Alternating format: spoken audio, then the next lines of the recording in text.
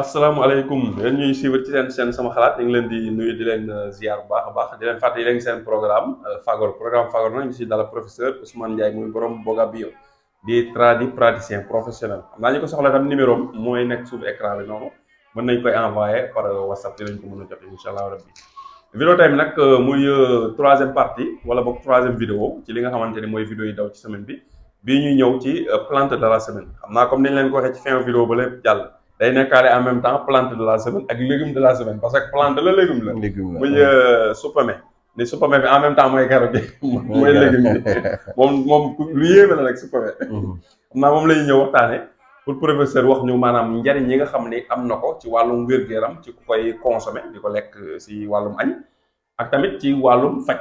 li nga xam ne ay am na ko ci ay vertu ci wàllum faj. kon professeur ñu ngi lay nuyu di la ziar.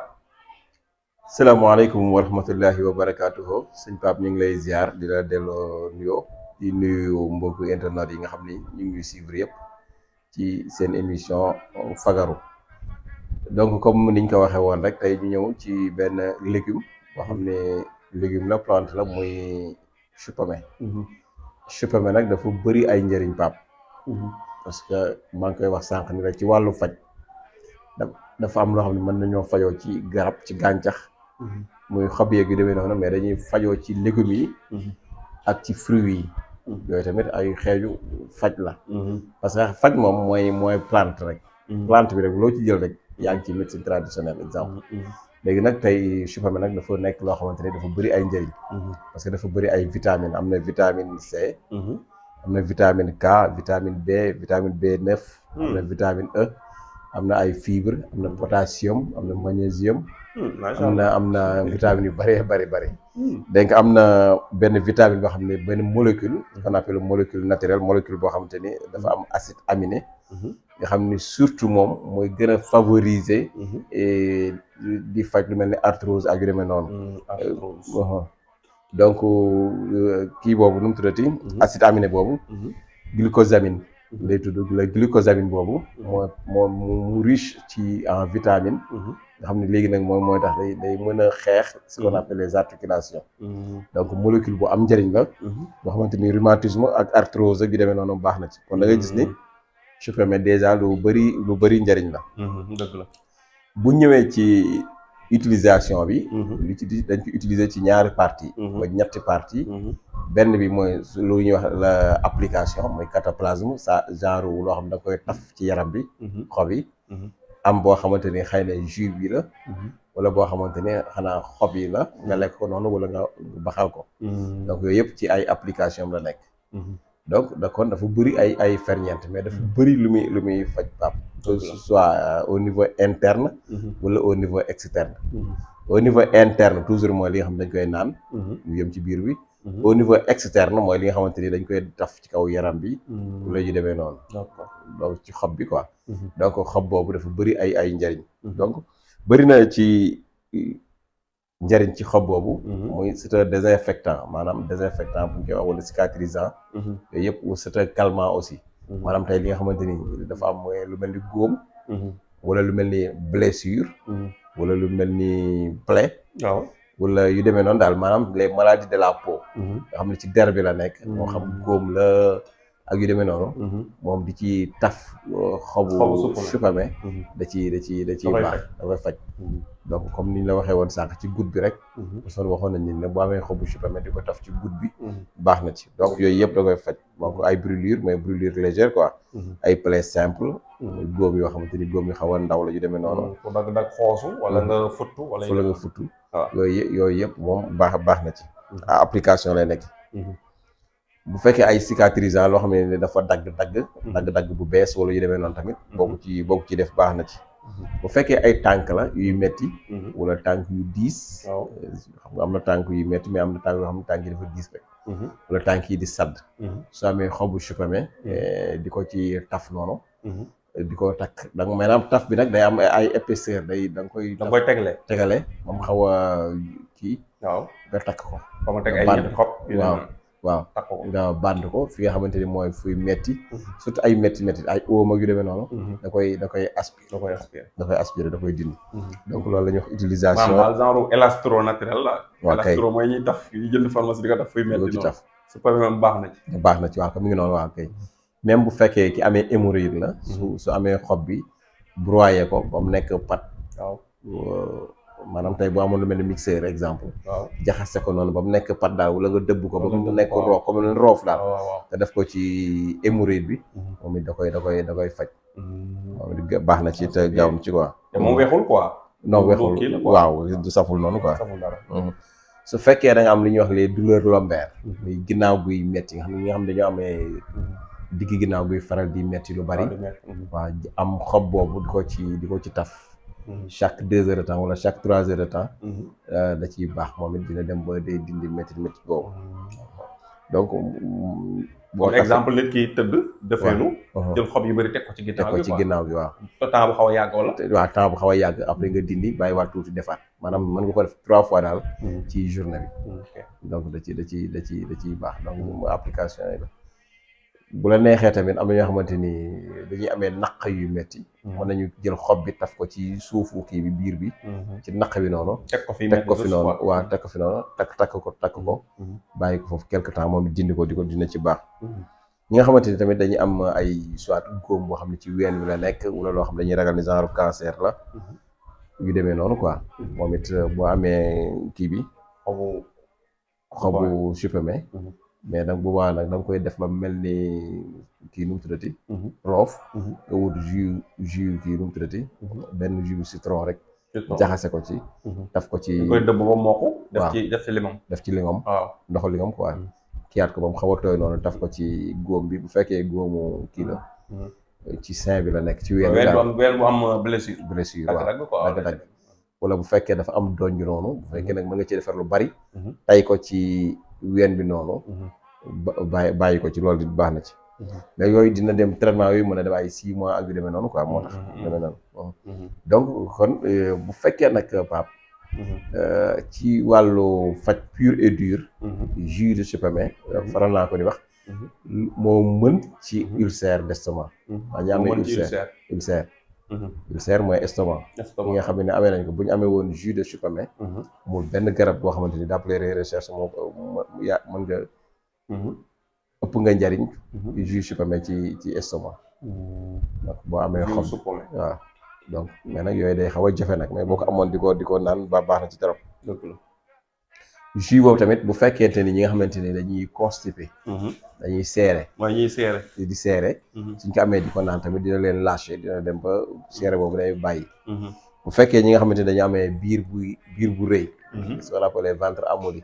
waaw moom it biir bi am graisse ak yu demee noonu su jël jus de supame def ko jus di ko naan par verre dina ci baax na ci trop d'accord jus de supame su fekkee ne kuy sëqat la Pape sëqat boo xam ne soit daf la sonal wala mu yab la wala nga am ay bronchite su boobaa da ngay jël jus de supame nga wut lem nga suukaree ko maanaam jus de supame plus miel lay nekk quoi jus de supame ak lem nga jaxase ko li nga xamante ni sëqat daf ko yàpp wala muy sëqat wala mu am bronchite ak yu demee noonu baax na ci d'accord ci problème bu dënn daal maanaam de manière générale waaw ci problème boobu jus de supame ak lem bi tamit dina faj ñi nga xam ne dañuy am problème foie en général foie mooy res waaw ak ñi nga xam ne dañuy amee asthme donc buñ nee asthme da ko dañuy ñëwaat ci wàllu dënn bi yooyu quoi. waaw ba léegi ñoo bokk xeet. ñoo nekk même problème poumon yi. ñoom ñëpp daanaka ay mbokk lañ. waaw kay da ciy ñëwaat. waaw bu fekkee koo xam ne dafa amee anémie dafa manqué fer exemple manqué deret. waaw donc bu amee jus de supame boobu. def ci lem bi toujours. di ko naan dina dem ba anémie boobu dina bàyyi dina deñ. dëgg la. bu fekkee dafa am ñoo xam ne dañuy am faiblesse de perte mémoire. di gaaw fàtte exemple bu ñuy gaaw fàtte tamit bu ñu amee xobu supame def ko jus soo ko defee jus ba pare nga defaat ci lem boobu moom it di ko jël dina dimbali ci gaaw fàtte boobu ba nga xamante ni dootul li ngay fàtte maanaam dootul bari wala yu demee noonu les problèmes intestinaux aussi muy problème mu ay biir bi butit yeeg yu demee noonu. waaw ñi nga xam ne dañuy am problème yooyu muy calopathie fonctionnelle ak yu demee noonu loo xam ne daal ci biir mbàq gi la mais ci butit bi lay nekk. waaw donc yooyu tamit bu amee jus de chou pommé ak lem boobu ma wax. jaxase ko moom it yooyu baax na ci. dina ko kii. bu fekkee ni tamit les mën na loolu mooy wax noonu tamit mën na dimbali les risques de cancer. te ki nga xam ne daf koy jël. mën na am cancer du ko yàpp exemple. d'accord jus de chou pommé boobu mën na am jus de chou pommé waaw. mën naa am cancer du ko yàpp. su fekkee ci wàllu sibbiru la tamit wala grippe. bu amee jus de chou pommé aussi di ko jël. tamit baax na ci grippe wala sibbiru wala yu demee noonu. bu fekkee les problème mu biir comme ni ñu ko waxee woon sànq nga xam ne dafa am biir buy metti waaw boo xam ne daf koy faral di sonal lu bari. su amee problème mu jus de chou pommé plus lem.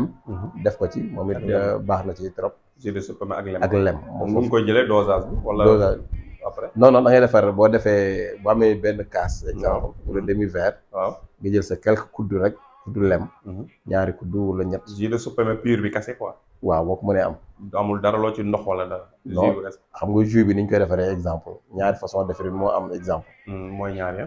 exemple tey. boo fekkee day jafe muy nga am chou pommé frais. chou pommé jus de chou pommé moom bu ñu ko wax mooy bu frais ngay am. boo amee sa mixeur fexe comme mixeur bu mu génnee jus. mais loolu li muy génnee bariwul. waaw loolu mooy problème bi. waaw moo tax sax. waaw moo tax mu xaw a jafe. léegi nag loolu mooy benn bi mooy jus de chou pommé pur et dur. waaw mais loolu mënoo ci am yenn quantité yi. léegi ni ngay mujj defaat mooy deuxième bi ma lay wax léegi nag loolu boo ko defaat da nga ciy yokk ndox. da nga ciy def sa ndox. tuuti ndox boo xam ne dama verre wala ñaari verre. gën ko mélanger soit mixer ko ba mu mixer wala nga dëbb ko boo amul mixer.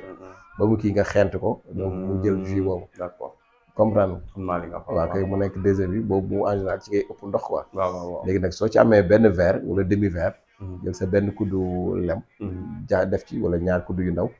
yëngal nga suukuree ko quoi. waaw naan boobu sax mooy gën a yomb. deuxième bi nga koy jaxase nga dolli ci ndox. jaxase wala ndox si dëbb bi wala ci mixage bi. xam ne après ndox boobu da mooy gën a. après da nga koy pressé ba ndox bi wàcc. pare nal ko defee waaw nal ko loolu nga amee jus de chou pommé. donc bu ko defee moom li mu mën a faj jus de chou pommé Pape li mu mën a faj dafa bari. sànq waxoon nañ leen goutte bi ñu leen waxoon tamit. ci émission bi passé. jus de chou pommé bi daf koy faj. même ñi nga xam ne dañoo amee arthrose. bu ñu arthrose nag yàlla bi ci rhumatisme ak yu demee noonu. yooyu yëpp bu ñu amee jus de chou pommé boobu baax na ci. bu fekkee ñi nga xam ne dañuy amee bon bu ñu koy naan mën na def yàlla mën na leen def ba ay cataracte. ak yu demee noonu mën na am wàññeeku quoi. problème bët yu lëndëm la. bët yu lëndëm wala bët yu xonq yi. waaw waaw wala bët yu xonq ñoo xam ne dañoo am les yeux rouges. tamit mën nañoo dem nga xamante ni.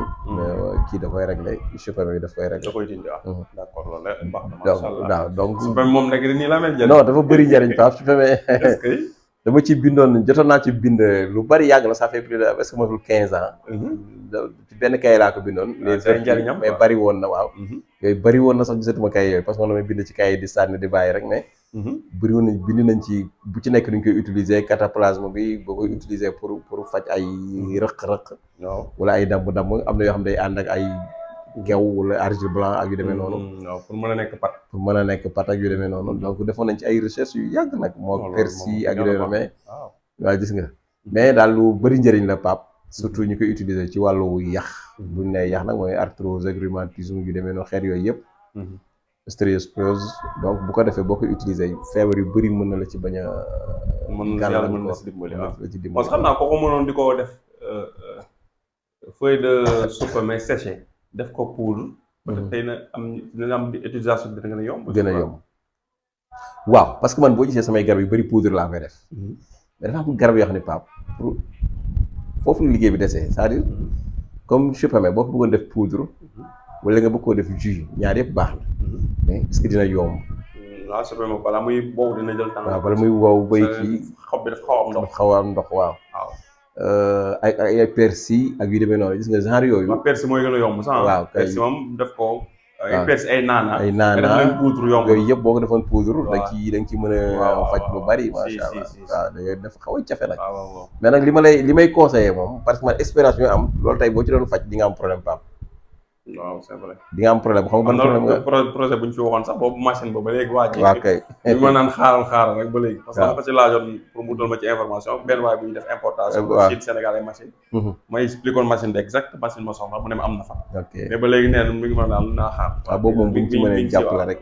parce que machine bu ngi buy def boo xam ne boo dugalee poudre la da koy mën defal ci ay sachet et cetera Lipton genre Lipton. am su ko defee après yow loo bëgg a def poudre rek loolu ngay ji dem fexe mu wow après wol ko machine wal yi am na fii koy def poudre am na mais en sachage bi quoi li koy jëlee si machine bi emballé ko def ko poudre comme Lipton yi waaw machine boobu laa ko doon laaj effectivement waaw après mu ne woon dina ma si wax nag doon naa ko rappelé war a def une semaine mu ne ma ba léegi fournisseur bi da ko tontoogul ko waaw keroog maa ngi xam nga sama thé hémorroïde bi ak thé diabète bi noonu laa ko def voilà noonu laa ko def mais temps yi dama dem ba ci àgg bu tee hémorroïde bi dama ko arrêté def ko poudre noonu rek quoi temps yi benn waay na doon ko jël ma ne ko léegi bii moo am ma non bu dee moo gën a service continuer da nga ko def ci ay kii ci ay enveloppe yi waaw léegi dama mais bu njëkk tee laa ko defoon waaw mooy kii bi paquet bi carré da nga ko defoon ay tee def ko si biir def ko waaw am nit koy jël par benn jël rek utiliser infusé waaw def comme kii waaw c'est vrai boobu dafa gën a noppale ak dose ak yooyu quoi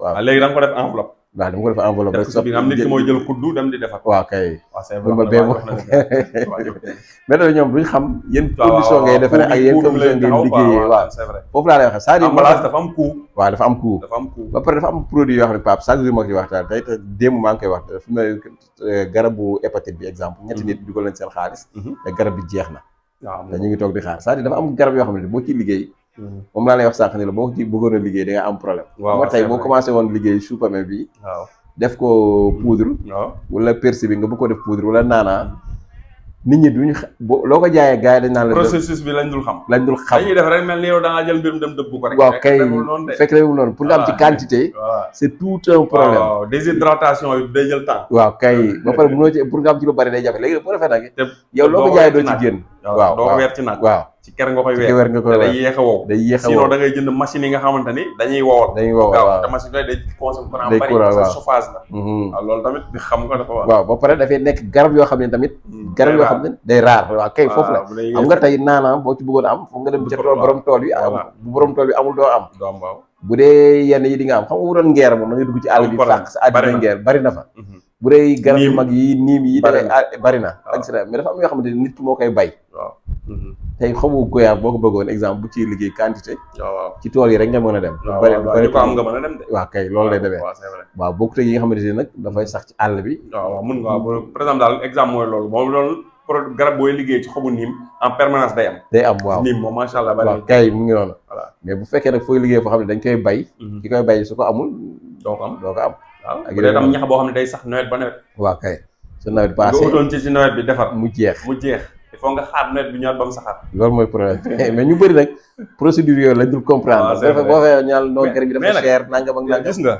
man toujours may xam lu mel noonu nit ñi léeg-léeg boo leen expliquer rek ñu comprendre da ngay jël sa temps des fois soo joxee ni benn mu comprendre naa noo lii nga jël sa temps nga expliquer ko li tax waaw effectivement ñaari nit ñi bu ñu xamee rek day gën a oyof waaw dañ koy accepter sans problème voilà man maa koy seetlu dafa am formation bu may def boo xam ni ak tam whatsapp bi gars yi ma ci envoyé question xam nga question yi jëm ci wàllum li may jàngale dama ne ko envoyé question bi jëm ci loolu da ngay dugal 1000 francs ma soo ko jël sama temps bàyyi sama liggéey di la leeralal parce que yëpp def naa ci ay vidéo mais léegi-léeg nit jël message automatique bi mu ne ko da ngay dugal 1000 francs soo ko am sa réponse mu message na 1000 francs pour lan la wala question rek ngay poser 1000 francs et du ma la bàyyi nga dem noonu rek ngay yóbbaale des informations déedéet damay jël sama vocal la expliquer la li tax ne la lii nga may laaj lépp def naa ci ay vidéo mi ngi ci YouTube bi ñu def ko gratuitement jël suñu temps bu bari def ay vidéo monté ko dugal ko yow jëloo sa temps dem seetaan ko nga ñëw utiliser WhatsApp bi directement pour poser ma leeral daal la ma waxoon ba pare loolu moo tax ñu si laaj 1000 francs te ma ne ko ñi ñuy poser question par jour dañuy bari su ma 50 personnes poser question kenn ku ne ma war la jël du réponse oui ak non de jël sama temps leeralal la ba mu leer kenn ku ne kenn par kenn ma ne ko jour bi kon loolu nekk sama liggéey léegi loolu su fekkee dama koy def gratuitement léegi man ko léegi weer dee la laay faje samay soxla boo ko expliqué naa c'est vrai wax nga dëgg parce que nit ñi bu ñu xamul la ñuy compliqué mais bu leeree ci ñoom rek dañuy comprendre day jël sa temps rek di leen ko expliqué dafay dina oyof quoi voilà loolu mooy li nga xam bëggoon nañ ko si doole xam naa bu dee am na looñu ci bëgg a mayaat ci suppa mais lu jëm ci surtout peut-être am na ren ama xam nga suppa mais nu mu nekkee noonu légume bi garab la am même li ma la wax sànq garab bi yéeme la garab goo xam ni feuilles ya ñooy garab feuilles ñoo garab waaw dafa yéeme. reen bi xaw ma ndax am na ay vertu yoo xam ni mën ngeen cee baaxee wala. waaw ren bi moom def ma ci ay recherche yu bari. ah d'accord parce que maa ngi yemoon ci xob bi jus bi yu demee xam naa dafa du ñàkk dinañ ci defaat ay recherche. incha allah ba léegi waaw. waaw ñu defoon ñu def ko deuxième partie rek waaw. voilà. waaw mais daal li ñu mën a wax mooy moom garab gu bëri njëriñ la. am na ñoo xam ne sax Pape léegi dañ koy remplacer ak seen salade. maanaam tey. salade comme ni ñuy defee salade rek. nga defee ko noonu di ko lekk en crudité. ay mbokk lañu ah. waaw kay mi ngi noonu waaw. donc boo ko raxasee ba mu set. daggate ko noonu haché ko. xam nga jël say maanaam crudité daal. waaw lekk ko noonu. da waaw kay. xaw na luñ ci def moom soo ko gis si togg yi may togg lekk ci kër yi. gis naa ci marché bi ñu koy daggate di ko saam. xaw ma nag. waaw am na ñu koy def mbuum tamit mbuum. ci cere. waaw d'accord. cere c'est vrai mën na nekk mbuum. cere day nekk mbuum comme mbuumu nebedaay. saab-saab bi ni muy nekkee mbuum am na ñu def mbuum. ok maa ngi soog comprendre kon mbuum la. waaw mbuum la nga def mbuum. c'est vrai alors c'est une bonne idée. non dañ jigéen ñi dañ koy togg dañuy def cere mbuum boo déggee cere mbuum parfois mbuumu si famille lay nekk wala mbuumu nebedaay en général. donc tamit bu baax la. donc dafa bëri ay vertu Pape. dafa bëri ay vertu. seulement mooy li ñu wax rek boo ko mënoon def ku ko mënoon def ay jus daal. surtout ñi amee ulcère d'estomac moom. d'après les recherches moom. baax na ci trop baax na ci. waaw waxoon nga ko ci benn vidéo. non moom mais gisoo lu ko ci gën a efficace. waxoon nga ko. mais nag pour liggéey ci nag day xaw a jafe. bon ça dépend nag ki am feebar nag. mu jaral ko rek mu jaral ko ci boppam. ça aussi quoi. mu jaral ko tamit. jaral ko rek bu amee mixeur am bu baax ba mu doole. waaw bu jëlee supplément daggate ko ba mu sew dugal si biir dolli si tuuti ndox. jël ko taal. dina ko defaral noonu ba pare mu filtré ko. filtré def ci c'est pas compliqué nag c'est pas compliqué. pas compliqué. boo amee bu frais rek. boo xam ne tamit c'est bio. surtout bio. waaw moo gën quoi. engrais loolu sax bu ko mënee mën na koy bayal kër kenn ku ne mën nga ko bay sa kër soo amee jardin boo xam ne ay fleur mën na fa nekk. boo demee jënd graines yi ci ñuy jaay semence mën nga defaral sa bopp. waaw da ngay def sa pépinière bu après nga planté ko rek jeex na. après dañuy sax quelque 1-2 mois après 2 mois lay jël après yooyu quoi. après côté 2 mois di nga am sa kii. te Pape gis nga chou pommé aussi économiquement dafa dox. man gis naa koo xam ni sunu village. def naa daaw jéeg xam nga daawati jéeg. bay na ci chou pommé mais récolté na ci plus de 40 millions. waaw boo tollee moom boo tombé prix bi yéeg moom. prix bi yéeg waaw xam nga day dem saaku 50 000. waaw saaku 50 000 40 000 30 000 35 000. voilà ci nawet bi quoi. donc nawet waaw day manqué day manqué. mais yooyu bu fekkee nga bayoon ci 1 hectare wala 2 hectares. da nga am xaalis. non donc économiquement.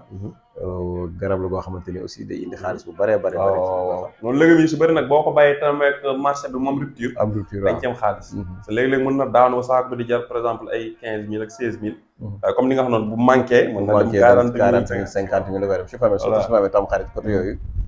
côté boobu day cher quoi xam nga cere tam xarit bi moo tax. dëgg la yu bëri dañ ko bëgg a defaale seen cere yi. waaw dëgg la day fekk nawet bi ñëw. te problème mu nawet bi mooy que ni légumes yu bëri duñ ñëw mën a développé wu. day manqué légume moom bëggul ndox taw. waaw kay waaw. commencé taw rek. légumes yi dañuy manqué. loolu mooy fekk nawet yu bëri di manqué. bu defee loolu daal lañ ci mooy indi woon. macha allah ci wàllu chou pommé Pape. am na solo. xam naa ñun ñëpp rek ñu dégg ko bu baax a baax li nga ci wax moom vraiment man foog ma ni chou pommé loolu yëpp mën na ko li ma koy lekk sa bëriwul nag rarement rek laa koy ñam. non baax na nag baax na. mais am na solo moog salade daal am naa garab yéeme lañ parce que garab lañ yoo xam ne reen la ak xob. reen ak xob waaw effectivement absence de tronc. loolu waaw. reen amul xas amul dara. waaw reen xob garab yéeme lañ. yéeme de. yéeme lañ comme professeur ñu ngi lay remercier waxtaan bi am na solo j'espère que dinaa dégg ak topp yàlla def ci barke rek. amiin su ne li nga ko utiliser yàlla defal la ci ay résultats yu raw sa njort ci résultats yu positif. kon ñu ngi lay remercier la bàyyi nga. jërëjëf Pape ñu ngi nuyu ñëpp ñi nga xam ne ñu ngi doon suivre. di wax li nga doon wax sànq rek. liñ ci wax rek. yàlla na nekk seen njiglaay ñu koy def ñëpp. mais tamit yàlla ci yàlla def barke parce que barke rek moo am solo. yàlla buñ ci gis suñu bopp tamit. waaw parce que xam nga àddina moom. gaaw a gis sa bopp dafa yomb lool. waaw nit ñi moom dafa am ñoo xam ni bu leen ñaari wëree ñett rek ñu commencé. gis seen bopp yàlla buñ ci yàlla ñu ci yàlla musal. yàlla buñ ko waaw parce que nag. yàlla may dégg ak topp rek. ba lu ci joxe yàlla def ci barke def ci sutura. yàlla am na ko mën na ko te yàlla ko yàlla def. asalaamaaleykum wa rahmatulah wa barakatuh. aleykum salaam wa rahmatullah.